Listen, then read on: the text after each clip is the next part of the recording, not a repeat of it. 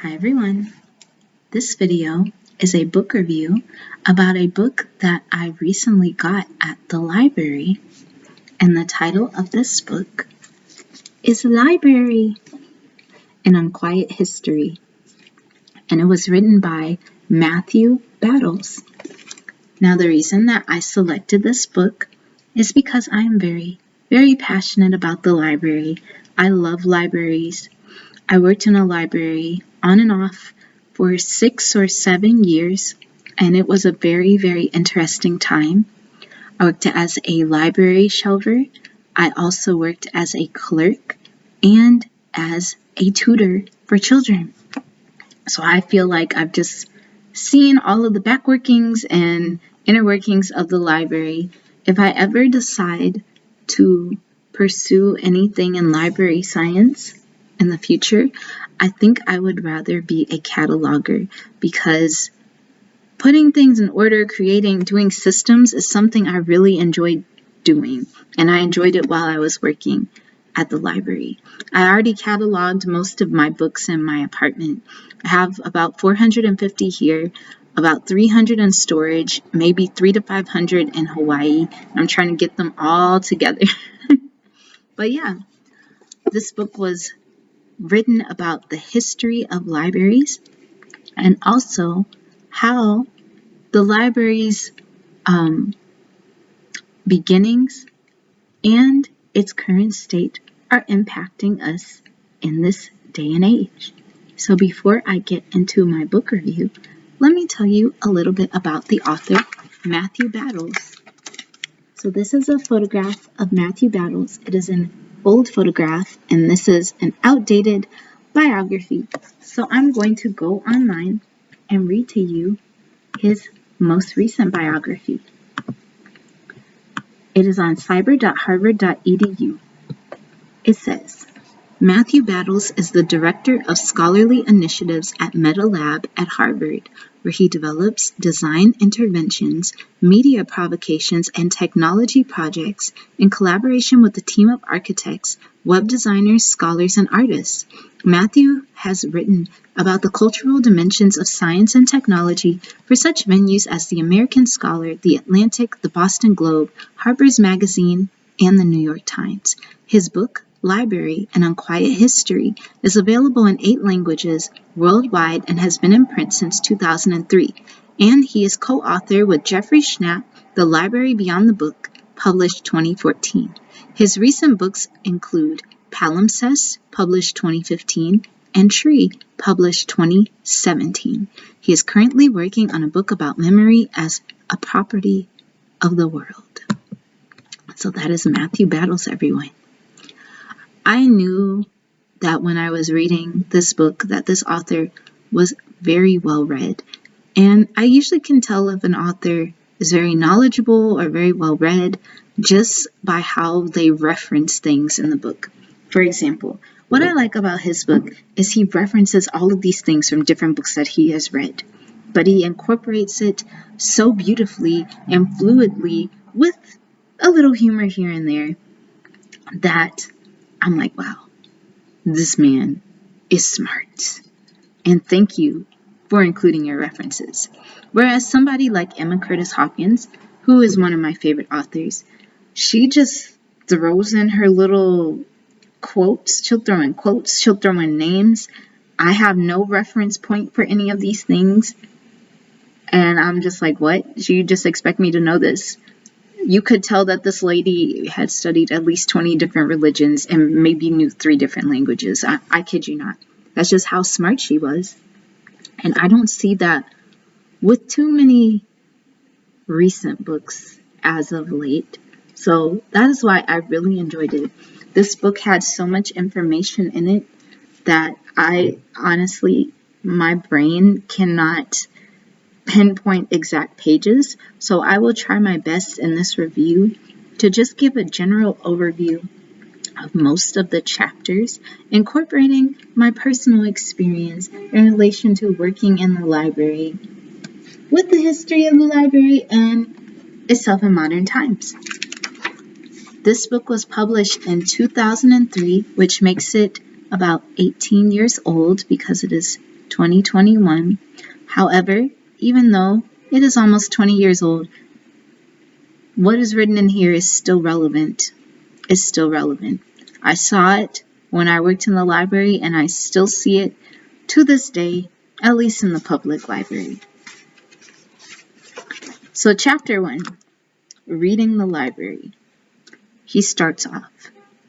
When I first went to work in Harvard's Widener, or I don't know if it's Widener or Widener, so I'm going to call it Widener library, I immediately made my first mistake. I tried to read the books. I quickly came to know the compulsive vertigo that Thomas Wolfe's Eugene Gant, prowling the fictionalized Widener stacks, felt in the novel Of Time and the River. So here's an excerpt from the book he just said, Of Time and the River. Now, he would prowl the stacks of the library at night, pulling books out of a thousand shelves and reading them like a madman. The thought of these vast stacks of books would drive him mad. The more he read, the less he seemed to know. The greater the number of books he read, the greater the immense, uncountable number of those which he could never read would seem to be. He read insanely, by the hundreds, the thousands, the 10,000s. The thought that other books were waiting for him tore at his heart forever. He pictured himself as tearing the entrails from a book as from a fowl. I related to that because I still have that problem, and I developed that problem from working in the library. Just reading so much that you literally feel as if you know nothing. The more I read, the more I realized how little I knew. And it's true what they say about the neural connections that you get while you're reading, because sometimes I'll be not thinking about reading. I'll be hearing a conversation in passing or having a conversation, and all of a sudden the ideas that I read in the book start to come. I start to see the perspective of the other person because I've read so much. It's opened me up to ideas I never thought of before. It's helped me to have empathy for people I never thought about before. It's also helped me to brainstorm and also develop a sense of humility. Because some people are like, oh, I know it all. Well, I'm here to tell you I don't know it all. And I probably will never know it all. And I'm okay with that. Also, when he talks about like the countless books that he has to read, I feel that in my soul because there are so many books I would like to read, so many classics. I'm just like, how am I going to do all of this? How am I going to read all of these books in a lifetime? I possibly cannot. One example of me referencing books actually happened a couple of hours ago. I was talking to somebody about, I'd want to say quantum physics or natural healing, because we were discussing meditation. Why did I go to the shelf, grab 101 Miracles of Natural Healing by Luke Chan, the Developing Paranormal Abilities Using Jinang Qigong by Meng Ping, and then High Mysticism by Emma Curtis Hopkins. And I also have Mary Baker Eddy over there too. I'm just like, wow, I'm crazy. Whenever somebody mentions something, a book reference comes into my mind. So I'm referencing books all the time. He also mentions in this chapter, like how the form of books change. So what we have right now is called the Codex. It is a codex. The book looks like this. It is bound. It has, it might be glued, it might be sewn, but this is how we see a book now.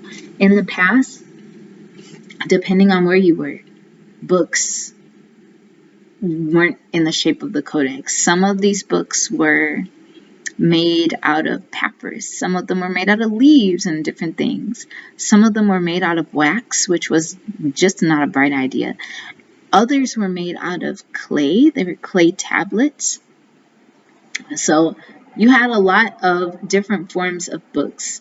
And depending on the form and the care of it, we may or may not have that particular book in this day and age. One example that he has of a book, which I feel like it's like destruction. This is a book called the Polyanthia. It's 1503. It's a printed book bound in a leaf from a manuscript. He says, let me give an example, one from the library in which I work. In 1503, in Savona, Italy, the printer Francesco da Silva produced the first edition of Domenico Nani Mirabelli's Polyanthia Opus Suavissimis Floribus Exornatum. I don't know Latin. I'm sorry. Or is it? Yeah, I don't know. A popular compendium and dictionary of classical authors. Like all the books of the time, the Polyanthia would have been sold unbound in loose signatures. Individual buyers would bring the freshly printed pages to a binder, who would encase them in covering as simple or ornate as the customer's taste and pocketbook permitted. Students might have left the sheaves unbound, sharing pages from a single volume with fellow students to cut down on the expenses. A wealthy collector, by contrast, would have had the book clad in richly gilded leather, dyed to match the colors of his already extensive library collection. So you can see different people treated books, depending on who you were, I guess, or whatever society you were in. So you could see the wealthy people, they could bind their books, they could put it in leather to make it last. That's probably why we have some of their copies now in this modern day and age. I think it was kind of sweet that the students were sharing leaflets and pages and different things, but personally I was kind of horrified, just a little bit. Like, I can't imagine all of my books being unbound, loose paper. I would somehow find a way to bind it, even if I had to staple it or put like a paper clip there around the whole edges. I just can't imagine carrying just leaflets all of the time. And even the cover of this book is from a different manuscript. The manuscript in here is different and the cover is completely different. The cover of this book actually got updated. This is the old cover of this book, and I actually like this cover better than their new cover. Also, he says that he has a couple of chapters about library burnings or book burnings, even though he has them in maybe two or three different chapters. He has one called Burning Alexandria. He has one called Knowledge on Fire, but I feel like all of those could have been in one chapter because it's basically about burning books. And there were different reasons people would burn books. Like if you were in a war, they probably burned down your library. If they didn't burn down your library, they would steal your books. Steal your books for their own personal collection, or they would sell them.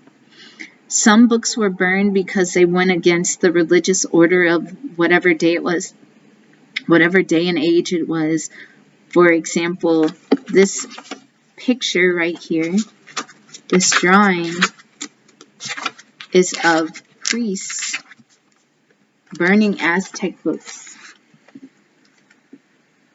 So sad.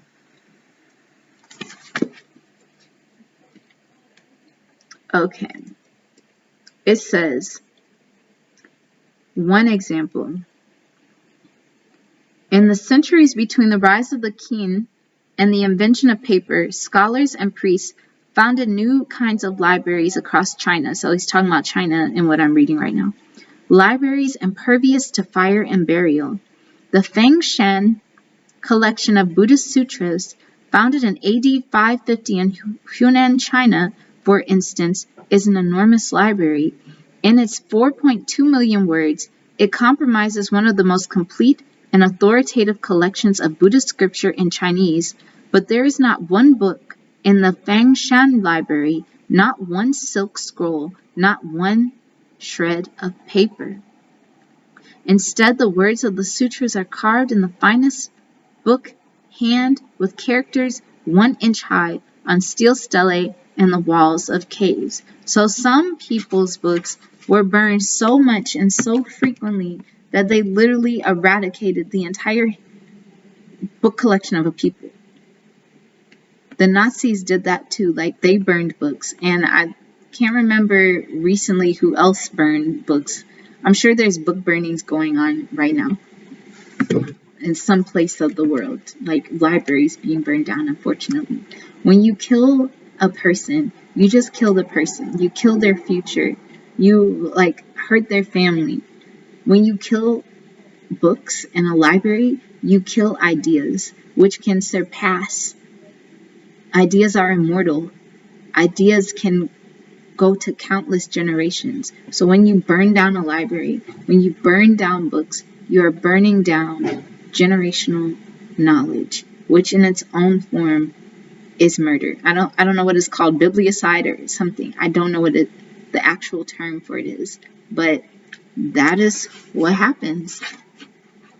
And it's very, very sad. Now, in this modern day, I think even if something was burned down, like even if a library was burned down, I'm sure libraries have prepared for that, especially if they have rare collections, because they do a lot of scanning and photographing the pages of rare books and books that there's only one copy of them. And they also have vast catalogs of every single book in their collection, so they can always buy it again. They could get a grant, they could get funding and buy it again. But those rare books, those rare paintings, they most likely cannot replace. Whereas a library in the ancient times, when everything was burned, that was it. Unless you had a handwritten copy or printed copy somewhere, when it burned down, you're not getting it back. Very, very sad. It's like burning down an Amazon of ideas. He also brings up different people that had their own little vast book collections. It seems like throughout history, especially starting in his chapter, The Battle of the Books, there's this argument about what a high quality book is, what a high quality book is not. He talks about Harvard College beginning its life as a library. It was founded by John Harvard. No, he wasn't founded. John Harvard, the Puritan minister who endowed the school, had earned his MA at Emmanuel College, Cambridge. So when he died 3 years later, he gifted 260 titles of his books to Harvard, and they were all about Puritan beliefs. So the Harvard College early on was a Puritan school. But he mentions there are people in here like Jonathan Swift and what is his name? His mentor. And the argument was basically, do we need the classics? Do we need these ancient writers? We don't need these ancient writers anymore. They don't know. They're old. We don't need them anymore. And then other people are like, yes, we do need them because they could actually write. You're building on everything that they've already laid out for you. And I could actually see both sides. On one hand, yes, the ancient authors were the foundation for everything that we have built upon. But then on the other hand, as time progresses, we should progress. New ideas that weren't being, spread in ancient times are now being spread now, adding diversity to the collective of ideas, if that makes any sense. I could see both sides. Now, my personal opinion, I do feel that people of the past did write better, but that's just from me reading all of these different books. It's almost as if the more, I'm trying to say this in a nice way, but I don't even know how to say it. When I worked in the library, there was the basement, which was not accessible to the public, and there was the upper part, which was accessible to the public. This was in the large, like the main library branch. The other library branches didn't have like, oh, behind we have this where we have all of our books hidden. No, this is the main library branch where they would send out of print books. They would send books that were like reference books and that belonged to other branches that didn't want them to circulate in their branch anymore.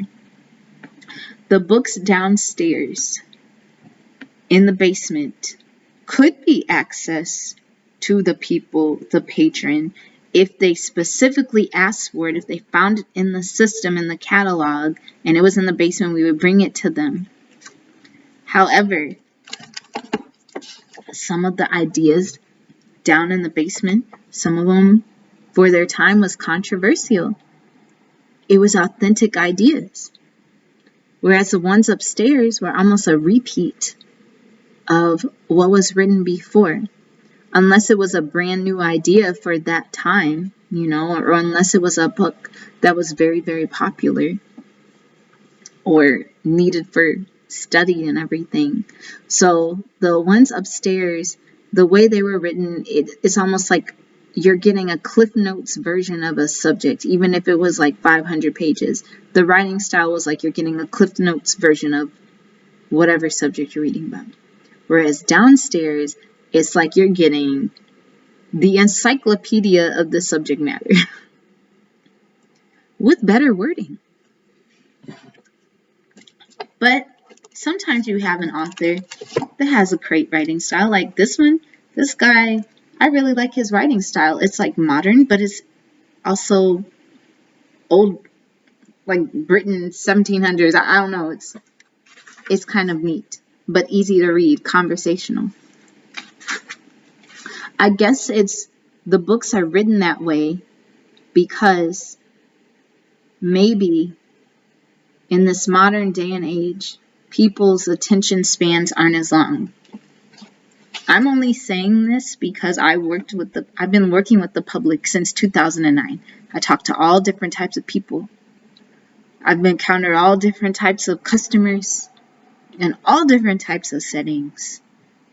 And one thing that I did notice is that over the course of time, it seems like the attention span has dwindled. Even the way books are being written, I'm just like, this is it's like I'm a fifth grader. I've heard a couple of people say that modern newspapers are written at like an 8th grade reading level, and I don't really know what to think about that because I feel like it's actually lower. I feel like it's actually like a 4th grade reading level, depending on which newspaper that you're reading. But books can help you elevate yourself mentally. They're stepping stones to greatness. Another thing that I noticed, this is in the chapter, Books for All. So they're talking about, he mentions how libraries became more systematic and talked about the different people in library science that really changed how the libraries operated. Like they would create organizational system. They would try to figure out the roles that the librarians played. I think in this chapter, there was, let's see. Oh, I can't find it. It's somewhere. But maybe it was a chapter before. But in one of the chapters, when they were talking about the role of a librarian, I literally felt that in my soul. Because, in one time, the librarian was just like mysterious. They were basically like a custodian. And another time, the librarian was like, you are the information, you are the living book, and I'm going to ask you everything and you're going to give me the answer because I know you read all of these books. On the other hand, they're just like, hey, can you go get that? Can you go make me a double hamburger with some fries on the side? And I swear I've experienced all of this. Even though I'm not a librarian, I don't have my master's of library science. But just because I don't have those degrees doesn't mean I didn't have the experience of what it would be like to have a customer view you in all of these lights. So with this book, one of the issues that some of the people of the past had was like, what is the role of the librarian? What do you want us to do? Am I supposed to guide you?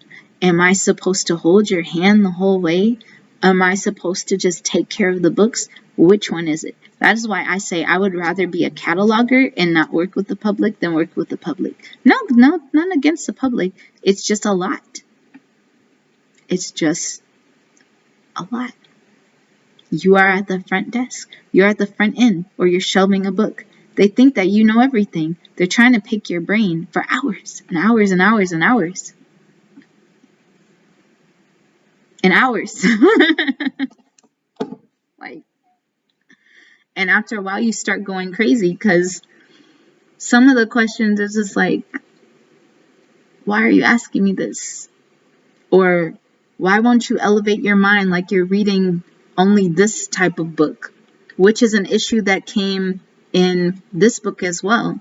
Somebody mentioned in the past, they were defending children's books. They're like, at one point, not even children's books, just like fantasy novels. Like, oh, it's a fantasy. Oh, I'm reading these pulp fiction books and all of that. And there was this divide between, is the pulp fiction book even worth reading? Like, will that even lead you to actual in-depth reading? And another person argued, well, at least they're reading something that can lead to higher ideas. I could see both sides because sometimes I would literally be like, you reading urban fiction again? Not that I have anything against urban fiction. I just didn't see that many high quality urban fiction. Not because of the topic, but mainly because of how the writing was, like typos and strange stories, and like there's really no storyline.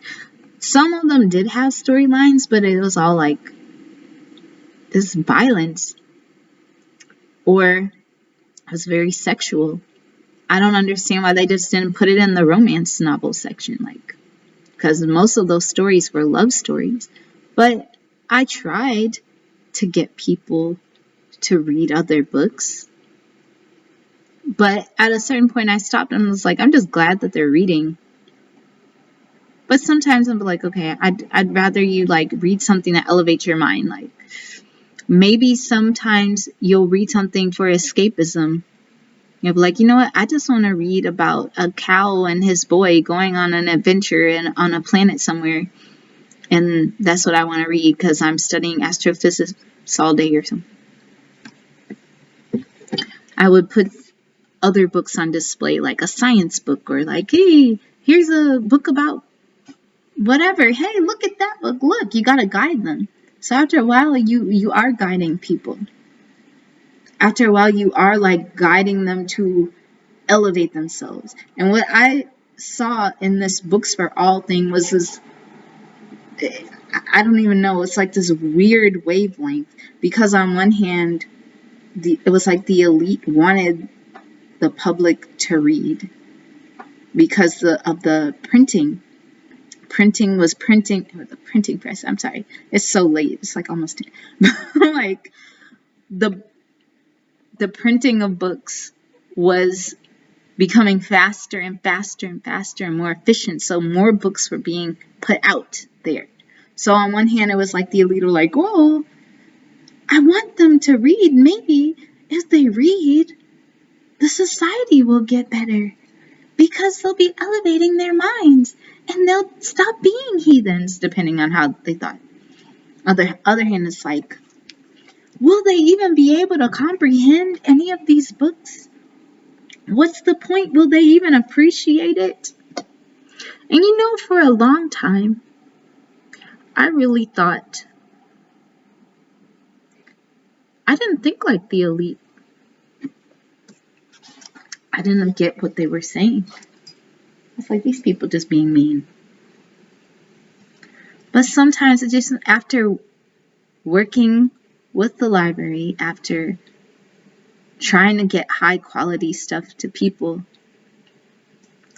or help them expand their mind, at a certain point, you just leave people where they are. You'll go crazy. You'll literally go crazy. But you don't want to be controlling and tell them what to do. You don't want to be controlling and be like, hey, you're like reading a lot about golf. Like maybe you should try reading about flowers, or maybe you should try reading a biography, or hey, learn a different language. Right now we're living in a time where people don't even realize that the library was not always free. The library was not open for Black people, depending on where you were. Even though we were the early founders of libraries, the library was not always open to women, and it was not always open to poor people, and it was not always free. So just the fact that we still have this institution allowing you to get books for free knowledge that is the equivalent of a PhD is mind-blowing. I'm just surprised that it isn't crowded every day. Because literally, if you spent 2 or 3 years studiously in a library reading on whatever subject matter, I'm pretty sure you could come out with a PhD, depending on what the subject was, where, didn't have to operate on people. But I'm pretty sure you could get the equivalent of a college education for free in a library. And a lot of people in the past did do that. I thought that was pretty fascinating. Sorry if I seem kind of exhausted. So that's basically most of the things that stood out for me in his book. Even at the back of his book, he has notes. He has notes about every chapter and where he found his references, which I really, really enjoyed. This book in particular, this copy is 227 pages, and I enjoyed every single minute of it. I want to actually read more of his books. I want to read the book that he co-authored with what's their face? What is the title of the book? The Library Beyond the Book. That's what I want to read. I want to read that. Hold on. So, yep, that's all I had to say. Tonight is Halloween, everyone, and I hope you all had a very happy Halloween. I do apologize if I'm tired. I just got a second job, so I'm working almost 60 hours a week. I'm traveling 2 hours to go run my friend's store, traveling 2 hours back, and then working at another store where I'm on my feet all day for like 10-hour shifts. I'm just very tired, but this is just my transition until I get enough time to do my publishing company, or maybe go to the library and read about different career paths and different things.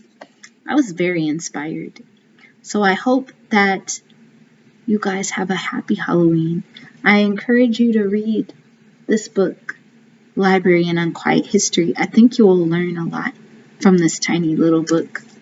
And it might inspire you to just appreciate what you have in your community, because the library is one of the last great equalizers that society has. It is literally a place for everyone. And you don't see that a lot.